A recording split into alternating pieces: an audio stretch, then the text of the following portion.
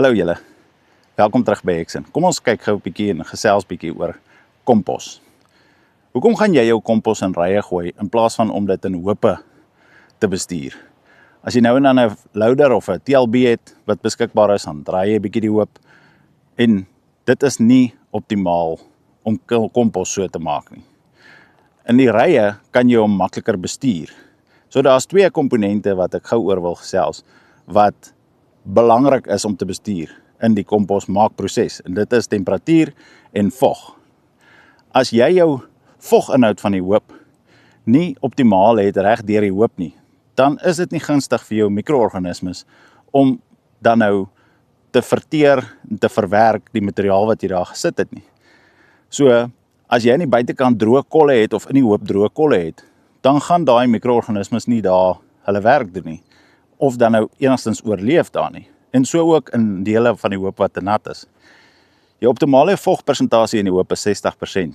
En dit kan jy bestuur deur 'n Tomcat komposdraaier te kry by Hexen en dan nou die hoop gereeld te draai sodat jou natter gedeeltes en droër materiaal met mekaar kan meng, dat jy 'n gemiddelde vogpersentasie so naby as moontlik kan hê.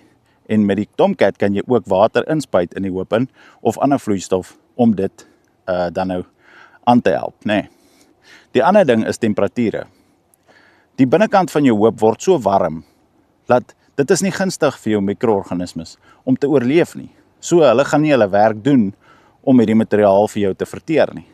En dan so ook aan die buitekant van die hoop is dit koel, noem dit nou maar die rou koue materiaal wat aan die buitekant van die hoop is koel en dit wil jy inmeng met die warm binnekant van die hoop. Van die binnekant komposteer vinnig, maar jou buitekant kan jy mos duidelik sien, komposteer nie so vinnig nie. Hier agter my kan jy sien, hierdie kliënt gaan binnekort sy Tomcat 3 meter komposdraaier hier insit en dan gaan ek julle weer 'n bietjie op datum bring oor wat hier gebeur. So, as jy vinnig effektief kompos wil maak en dit vir jou die moeite werd wil maak en jou somme laat klop, dan bel jy vir Hexen. Jy bestel vir jou 'n Tomcat komposdraaier 3 meter en ons help jou om hierdie somme te laat klop. Gaan volg ons op Facebook, gaan volg ons op YouTube. Tot volgende keer. Bye bye.